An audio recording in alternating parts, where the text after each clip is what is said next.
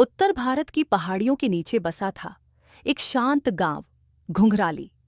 वो गांव जहां लोग सुबह मवेशियों को चारा देते हुए मिलते, चूल्हों से मिट्टी की सौंधी महक उठती और बच्चे आम के पेड़ों के नीचे होली की तरह दौड़ते। पर उस दिन सुबह कुछ अलग थी। गांव की पगडंडी पर एक औरत आ रही थी। उसकी चाल थकी हुई थी, कपड़े हल्के धूल से भरे, सिर पर पुराना जर्द दुपट्टा और हाथ में एक छोटी बच्ची की नन्ही हथेली थी। लड़की मुश्किल से 5 साल की रही होगी। उसका चेहरा साफ सुथरा पर भावहीन था।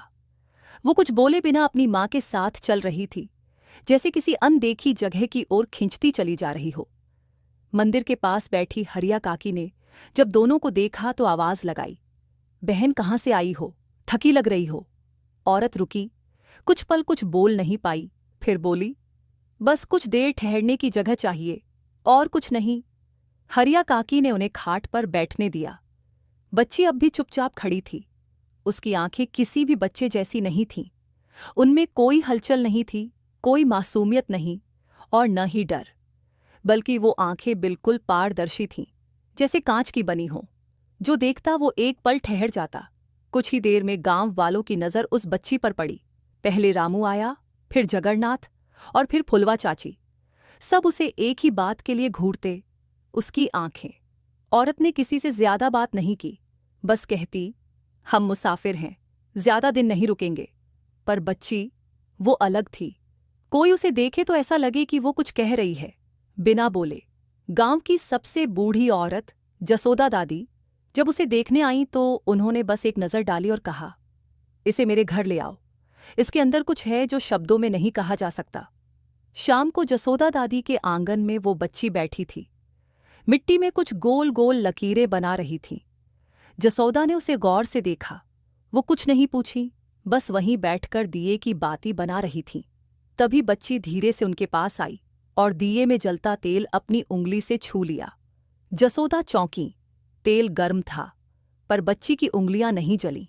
सुबह उठकर दादी ने देखा, उनका तुलसी चौरा जो बरसों से टूटा पड़ा था, वो किसी ने रात में ठीक कर दिया था। दिया जल रहा था, चौरा साफ था और पास में जल रखा हुआ था। कौन कर गया ये सब? दादी सोचती रहीं। बाहर का दरवाज़ा बंद था, कोई आ जा नहीं सकता था। बस वही बच्ची घर में थी। उसी दिन गांव के कुछ बच्चे खेलने आए। उनमें से शुभम, गोलू और पिंकी उसे देखने पहुंचे। तुम्हारा नाम क्या है? पिंकी ने पूछा। बच्ची ने कुछ नहीं कहा, सिर्फ सिर घुमाकर देखा और फिर वापस मिट्टी में आकृति बनाने लगी। क्या हम तुम्हें नाम दें? पिंकी ने पूछा। बच्ची ने हल्की सी मुस्कान दी। तो तुम्हारा नाम नैना? पिंकी ने कहा। नैना। नाम उस पर सूट करता था। वो जैसे आंखों से ही दुनिया से बात करती थी। वो दिन से रोज गांव में कहीं ना कहीं दिखने लगी। कभी पीपल के नीचे बैठी मिलती, कभी तालाब के किनारे पत्थर पर। किसी से बात नहीं करती, पर जहां जाती वहां कुछ बदल जाता। रामचंद्र की बकरी, जो कई दिनों से बीमार थी, अचानक एक रात ठीक हो गई। अगले दिन रामचंद्र ने देखा कि बकरी के पास वही लड़की बैठी थी और उसके पास रखा जल का कटोरा खाली था। लल्लन की मड़ैया जो आंधी में गिर गई थी, एक रात में कोई ठीक कर गया। और रात को किसी ने देखा, एक छोटी सी परछाई वहां चुपचाप काम कर रही थी। धीरे धीरे गांव वालों को शक हुआ, ये बच्ची कोई आम इंसान नहीं। चौधरी बोले, शायद कोई देवी हो या किसी मरे हुए की आत्मा। मास्टर जी बोले, हम विज्ञान मानते हैं, लेकिन ध्यान जरूरी है। कुछ लोग डरने लगे, खासकर लालमन, जो हर चीज में भूत प्रेत ढूंढता था। कहने लगा, इसकी आंखें मनुष्य की नहीं हैं, ये बच्ची नहीं, रहस्य है। पर जसोदा दादी अलग थीं। वो कहती, अगर डर की वजह आंखें होतीं तो सूरज से कौन नजर मिलाता। एक शाम शुभम ने नैना को मंदिर के पीछे की मिट्टी में एक घर की आकृति बनाते देखा। वो घर हूबहू वैसा था जैसा दादी ने अपने बचपन में देखा था। ना कोई फोटो था, ना कोई नक्शा, लेकिन वो वहीं था। शुभम ने जाकर दादी को बुलाया। दादी देखती ही रह गईं। उनके होंठ कांपने लगे। ये घर, ये तो हमारे गांव का सबसे पुराना हिस्सा है, जो अब सिर्फ मेरी याद में था। उस रात गांव में एक हल्का सा कंपन महसूस हुआ, जैसे धरती कांपी हो, लेकिन बहुत सीमित जगह पर।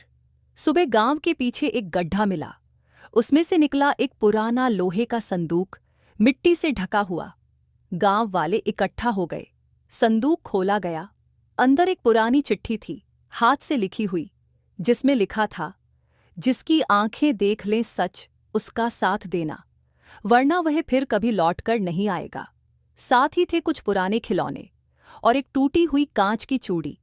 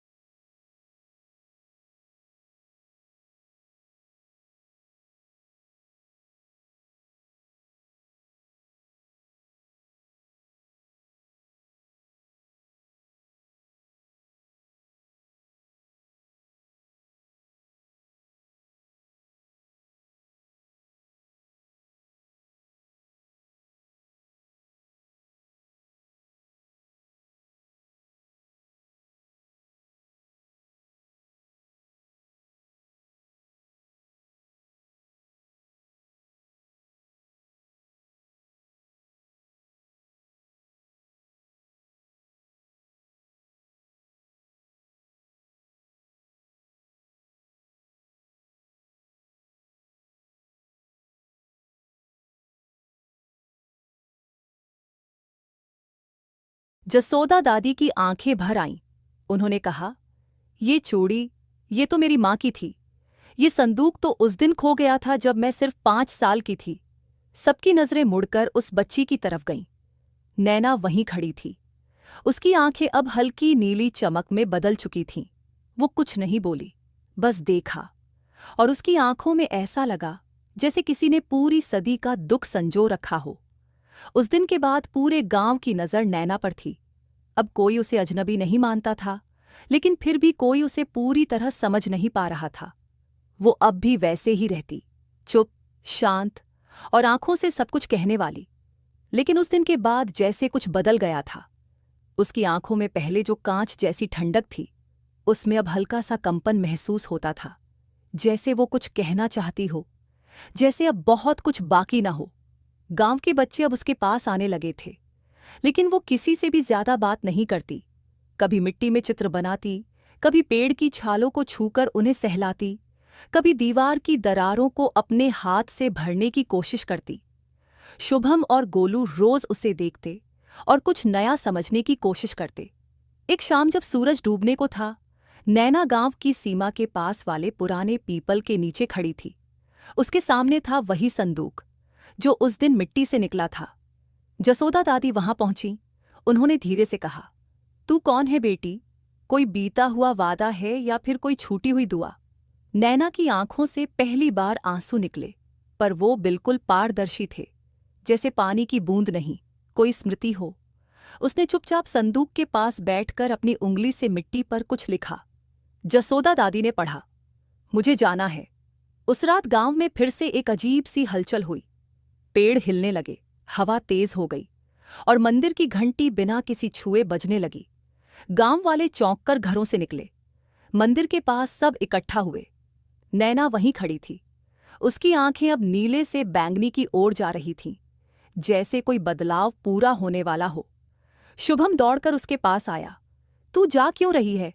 हमने तुझे अपनाया है ना? गोलू बोला, हम तुझे अपना दोस्त मानते हैं। नैना ने पहली बार अपनी मुट्ठी खोली। उसमें वही टूटी हुई कांच की चूड़ी थी। उसने धीरे से जसोदा दादी के हाथ में रख दी और मिट्टी में अपनी उंगली से आखिरी शब्द लिखा, धन्यवाद। उसके बाद वो धीरे धीरे मंदिर की ओर बढ़ी। मंदिर के पीछे की पुरानी दीवार अचानक खुद ब खुद हिलने लगी और वहां एक दरार खुल गई, जिसमें धीमी नीली रोशनी चमक रही थी। नैना उसके अंदर चली गई, बिना कुछ कहे, बिना पीछे देखे, जैसे वो कभी थी ही नहीं। जब दरार बंद हुई, सब कुछ सामान्य हो गया। हवा थम गई, मंदिर की घंटी शांत हो गई, मगर गांव का दिल भारी हो गया था। अगले दिन सुबह जब सूरज निकला, गांव में कुछ अलग था। पुराने टूटे घर अब खड़े थे। सूखे पेड़ों में हरी पत्तियां आ गई थीं। बीमार लोग ठीक होने लगे थे, जैसे किसी ने पूरे गांव को एक नई शुरुआत दे दी हो। जसोदा दादी ने संदूक को अपने आंगन में रखा और उस पर वो चूड़ी रख दी। उसके नीचे एक पंखा रखकर दिया जलाया। गांव में अब भी लोग नैना की बातें करते हैं। कोई कहता है वो देवी थी, कोई कहता है किसी पिछले जन्म की आत्मा। लेकिन शुभम और गोलू आज भी पीपल के नीचे मिट्टी में आकृतियां बनाते हैं, कभी कोई फूल, कभी कोई आंख।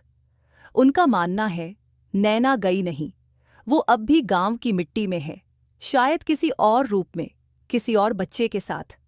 और जब कभी भी गांव में कोई टूटी चीज खुद ब खुद ठीक हो जाए या कोई बच्चा बिना किसी वजह मुस्कुरा दे, तो लोग कहते हैं कांच वाली आंखों ने फिर से किसी को देख लिया होगा।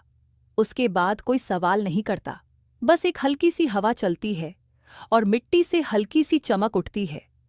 कांच आंखों वाली लड़की भले चली गई हो, पर उसकी आंखों की रोशनी अब उस गांव की आत्मा बन गई है, खामोश पर हमेशा साथ।